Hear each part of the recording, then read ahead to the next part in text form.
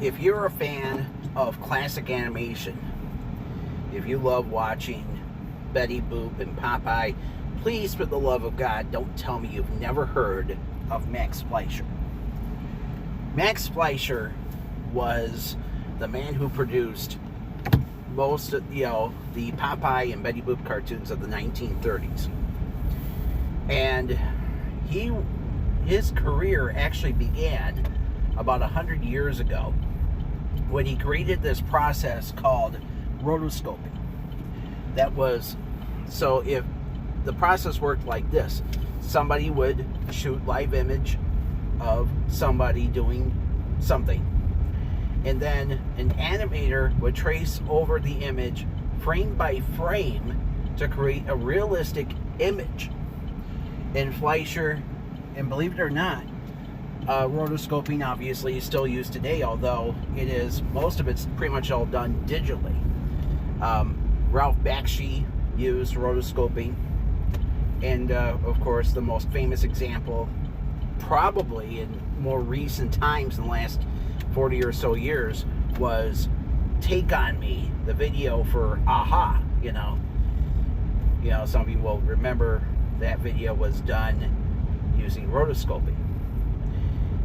Fleischer was also the man who helped to create sound, get this, animation with sound. He was one of the very first animators to do that. Not Walt Disney. It was Max Fleischer. And he also created stereo-optical process, in which animation was used using 3D models. So, and there's films on how he did this back in the day. So Max ran the studio along with his brother David. Now, I've read a little bit about the Fleischer family. Max was actually born in Poland, while Dave was, then the family immigrated to America and Dave was born. And Dave was the director of pretty much everything the Fleischers made. So, but there was one humongous problem with the Fleischers. So anyway, what happened was in the late 1930s, during the Great Depression and its rebirth because of FDR. So the story goes like this. Max Fleischer, and so Max's studio had a humongous problem. And that problem was the workers were complaining about the lack of good pay. The building did not have good air conditioning. And here's a problem that is pretty much modern place, in some places today, unfortunately. So the story is that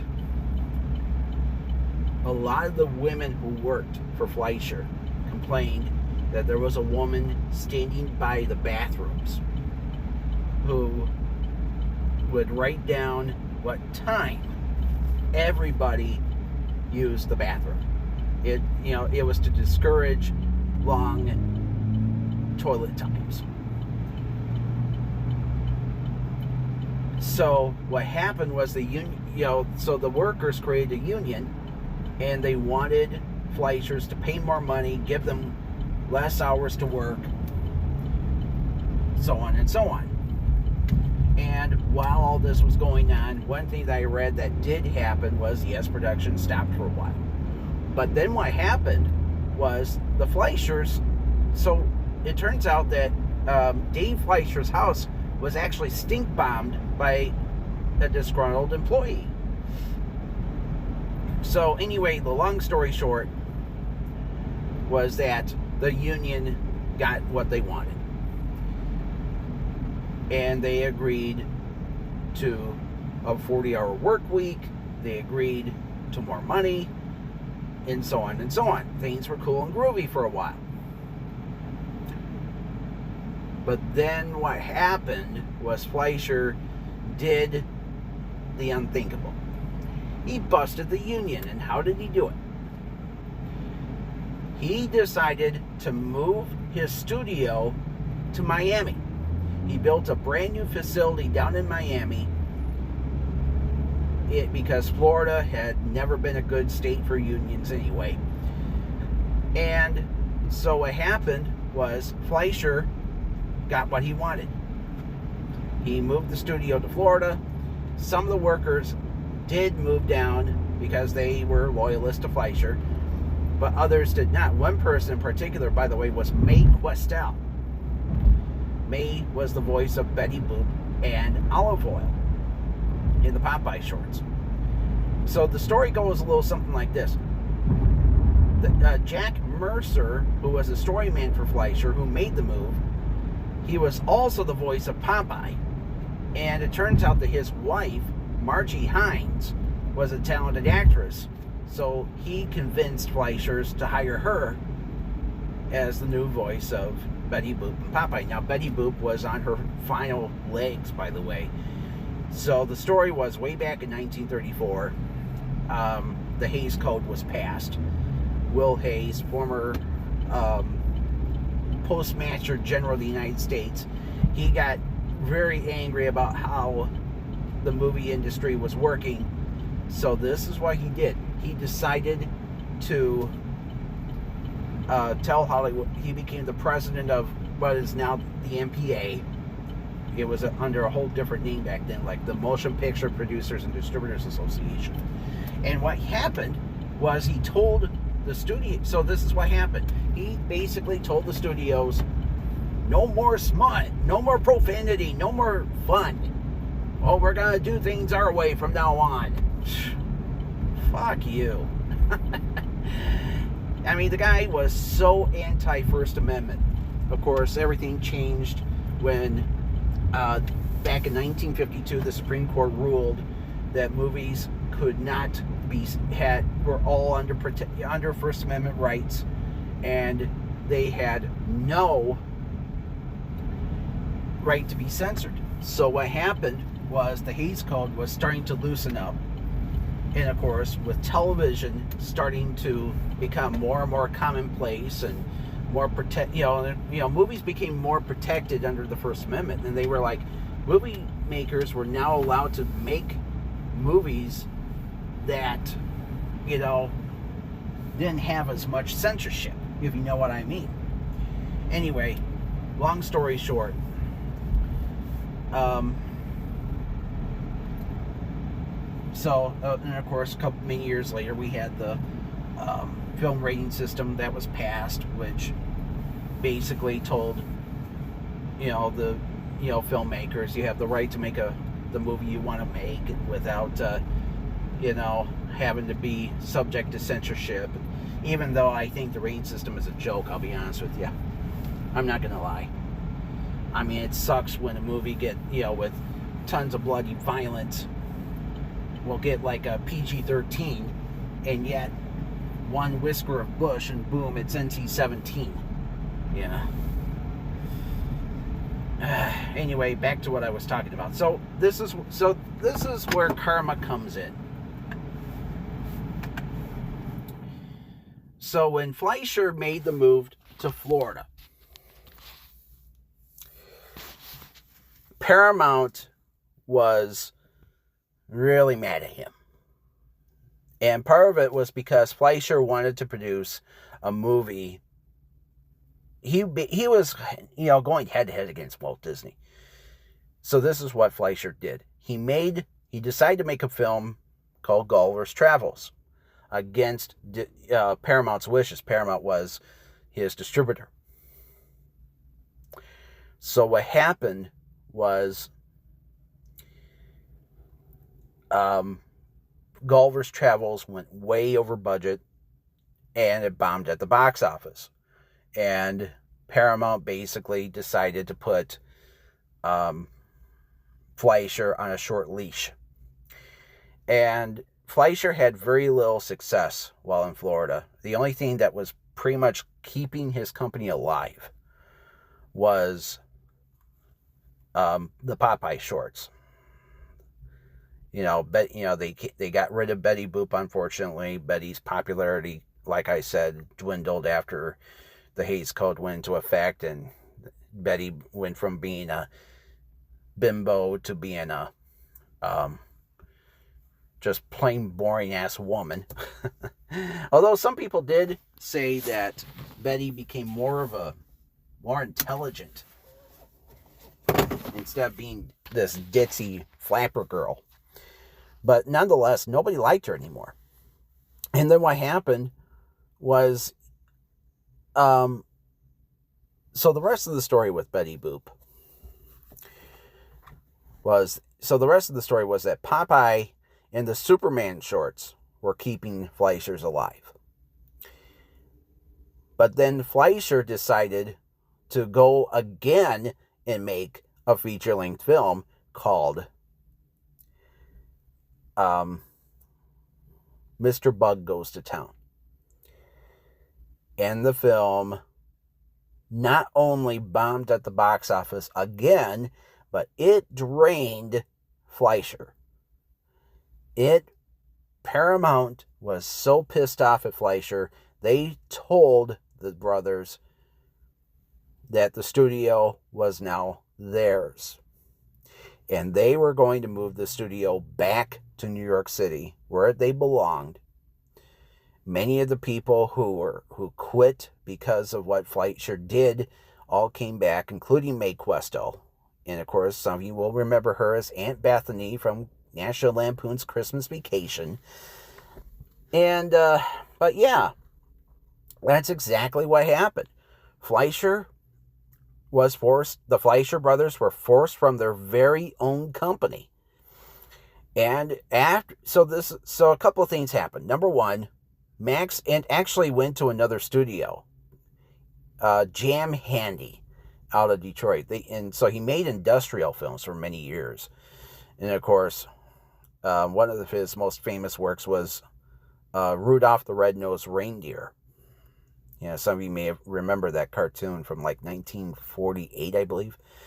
And then Dave actually went out to California. I guess there was a rift between the two brothers. He worked for Columbia for a while, excuse me. So what happened was, but another thing happened. So Paramount decided to reorganize Fleischer Studios as Famous Studios.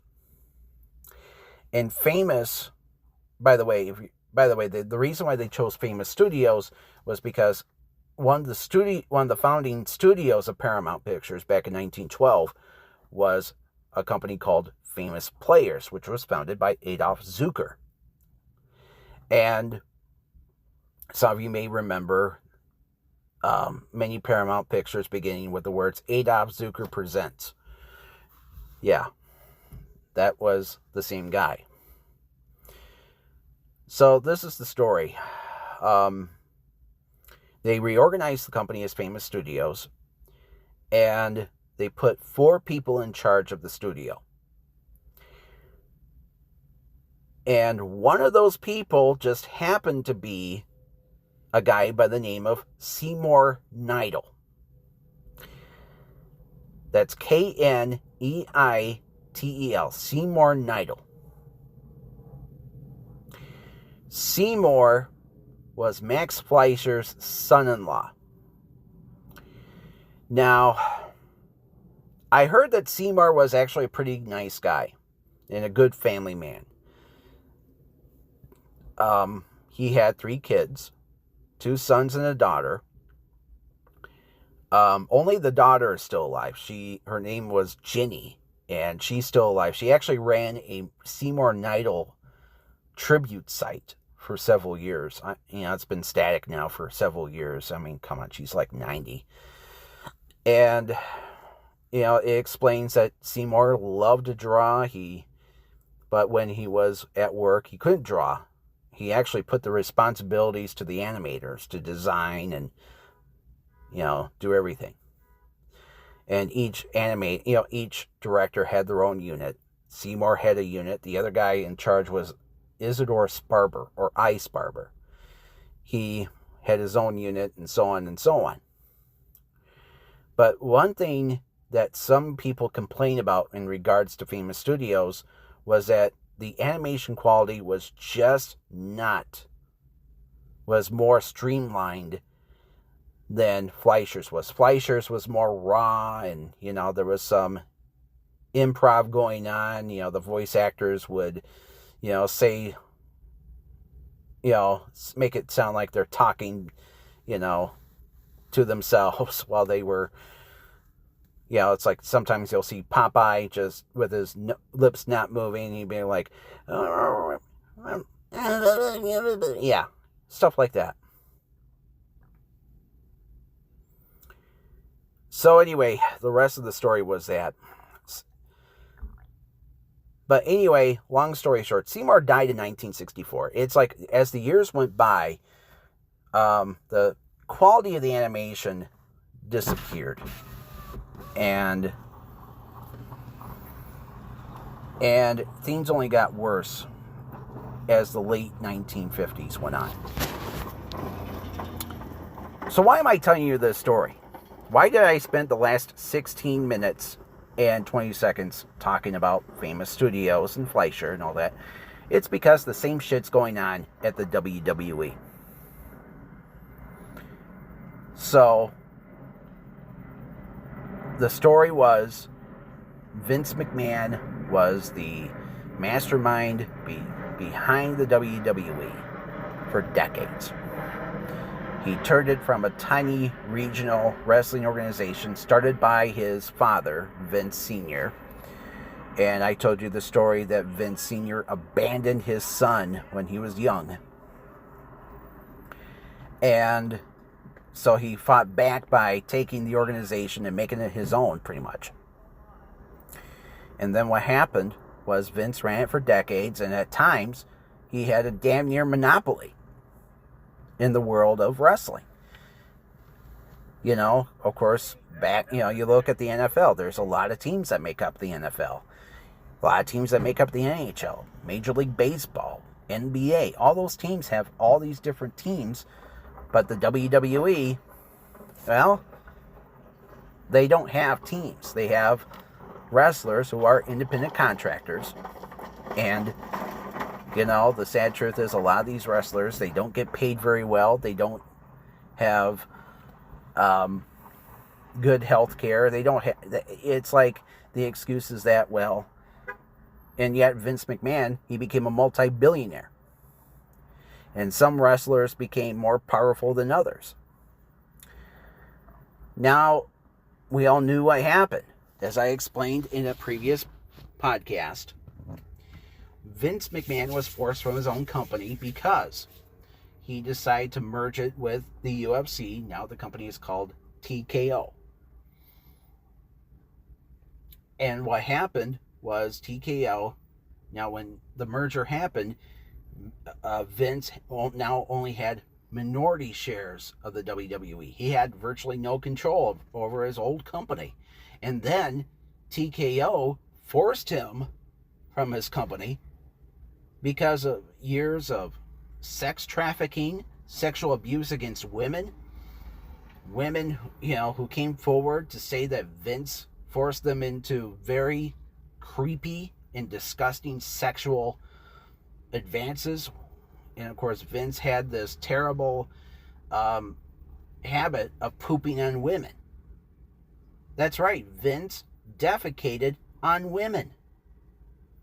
And they were grossed out about it. And because of all this and the fact that he paid these girls millions, he was forced from the company. That's the good news. And, back in January, they marked the rebirth of the WWE. They did it at this new arena, Intuit Dome in Los Angeles. And guess who came out? Hulk Hogan. And everybody booed because Hulk was an asshole.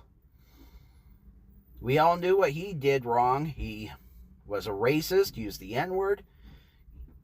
He was a union buster. He forced Gawker to go off business because they published this video of him having sex with somebody who wasn't his wife. Oh, but he's a Christian. Oh, fuck you. So now, guess who's pretty much running the WWE?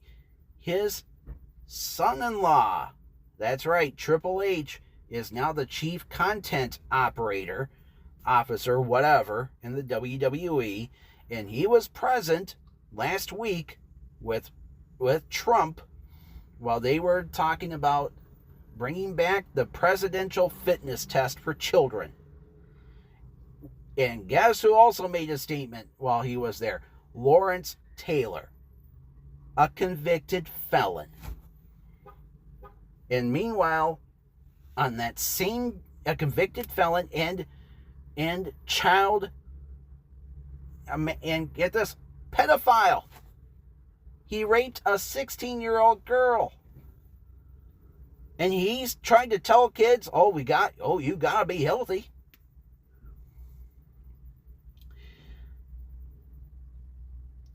So, yeah, it's all part of the Make America Healthy Again initiative by,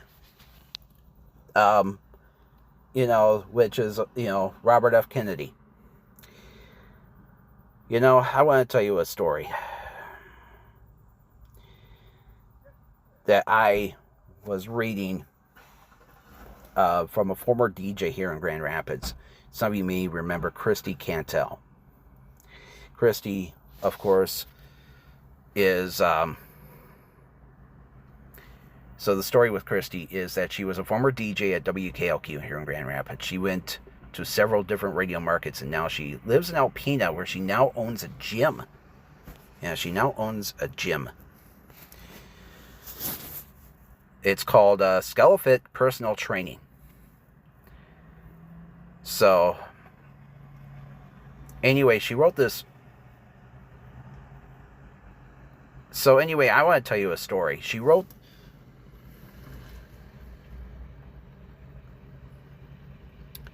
this a couple of days ago, and I need to read this to you. It goes a little something like this. Misguided at best. At face value, getting kids to move is a great idea. But please, believe me when I tell you that many bad relationships with fitness start with this very test. Instead of being inspired by this experience, many kids come to the conclusion that fitness in general is not for them. I know, because I've not only heard several clients tell me about their horror stories, but I was one of those kids myself. The entire inspiration behind SkeleFit Personal Training, that's her gym in Alpena, was to help people find ways to incorporate exercise into their lives in ways they enjoy it so it doesn't feel like punishment. Fitting in a box, meaning bullshit standards, look into it, and dismissing the fact that we are not all the same does not support a healthy relationship with fitness. There are so many ways to get fit, and it's highly personal. And don't get me started on how the original reason this program was started to get kids in shape, so they could be able to go to war as soon as they were of age. There you go, folks. And the sad truth is Triple H is a part of this shit. Folks, when I was a kid, I believed that the presidential fitness test was, the person who was a part of it was Arnold Schwarzenegger. And the funny thing was, I heard that even his dad bullied him at a young age for being out of shape. And that's why he became who he was. He was this big money, bodybuilder. And I know, folks, I'm a big guy. And when I was young, I was inspired, people kept telling me I needed to go out and play and go exercise. And, it was kind of tough. I'll tell you a little sad story about my life that just popped into my head at this brief second. One day I was riding my bike in Elk Rapids, and I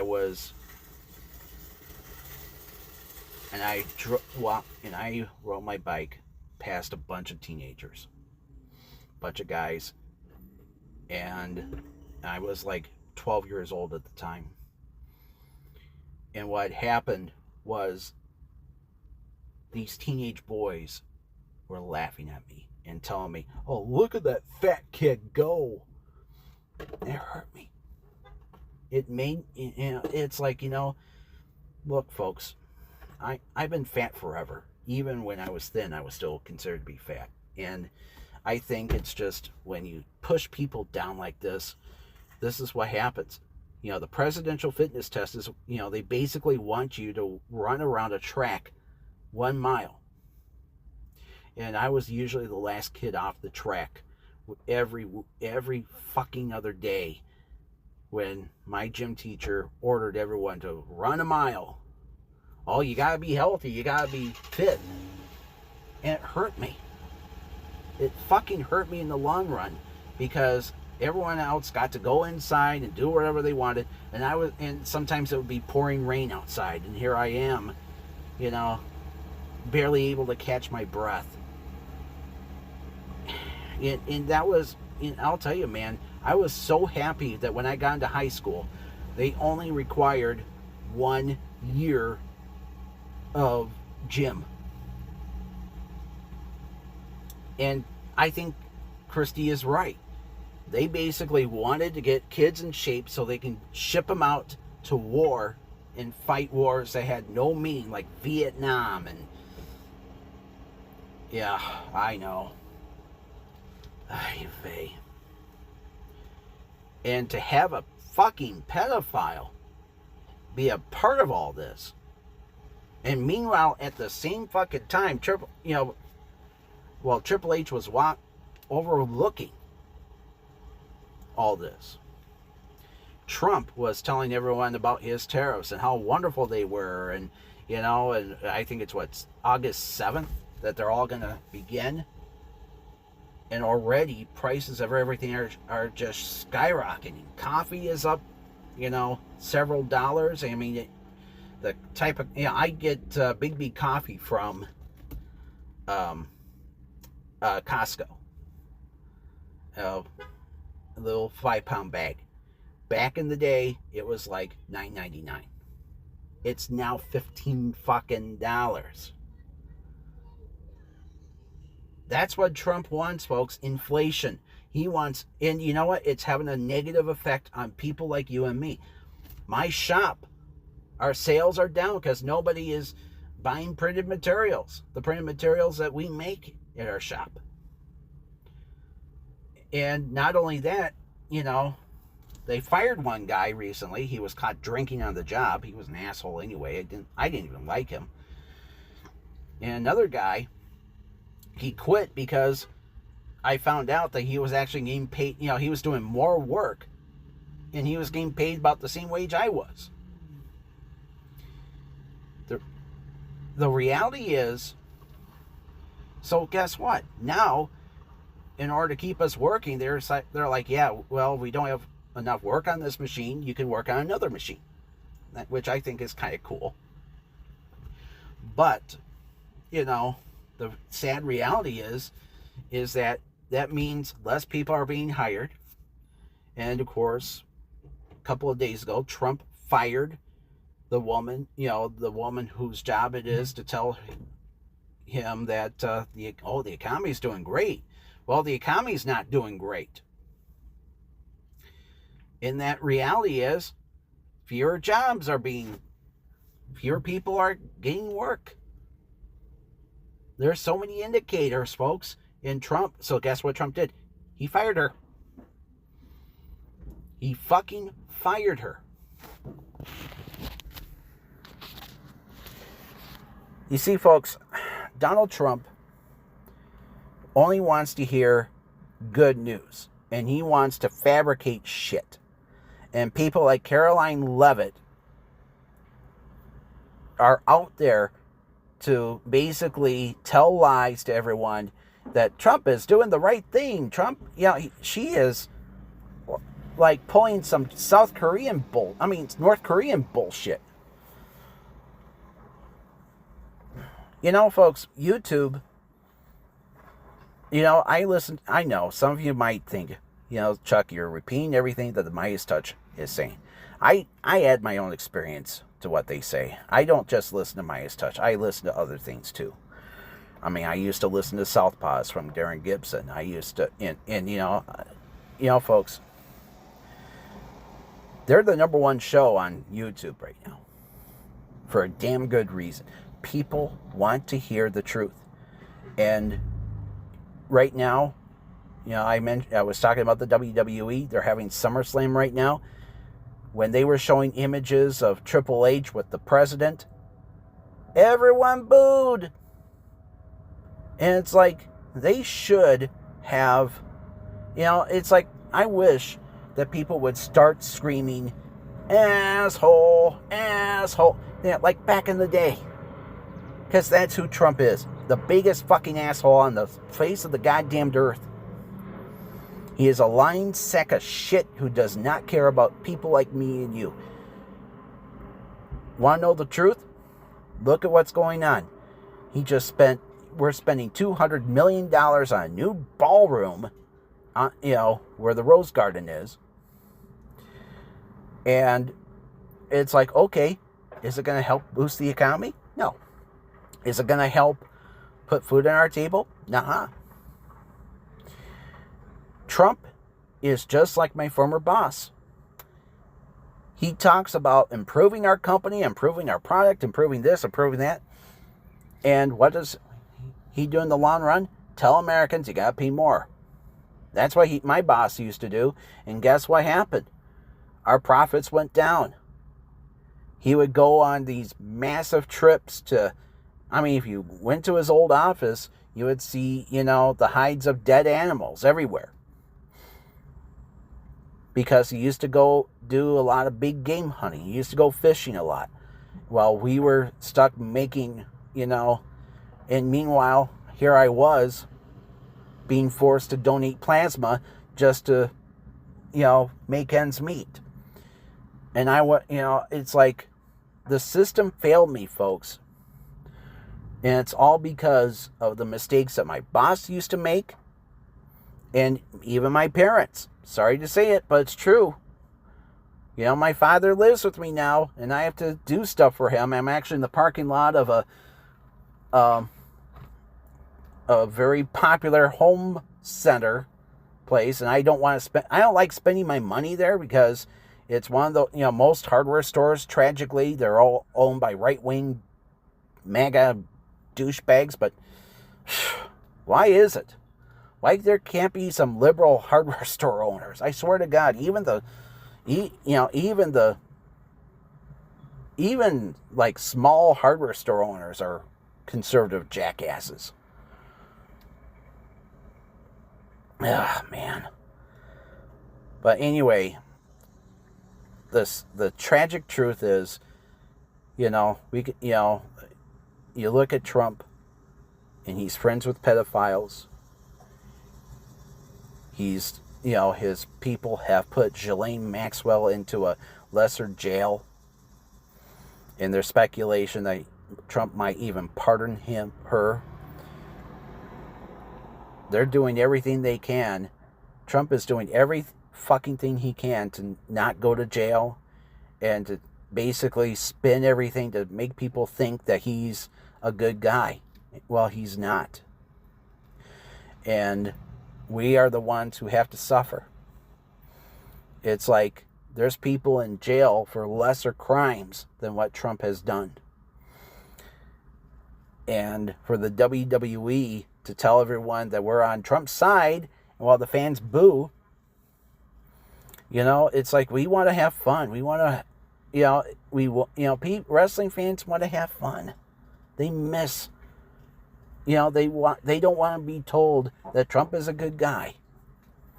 And this is, and it sucks that, Triple H is, of course, his mother-in-law and Vince's ex-wife is the education secretary. And, folks, I can go on and on.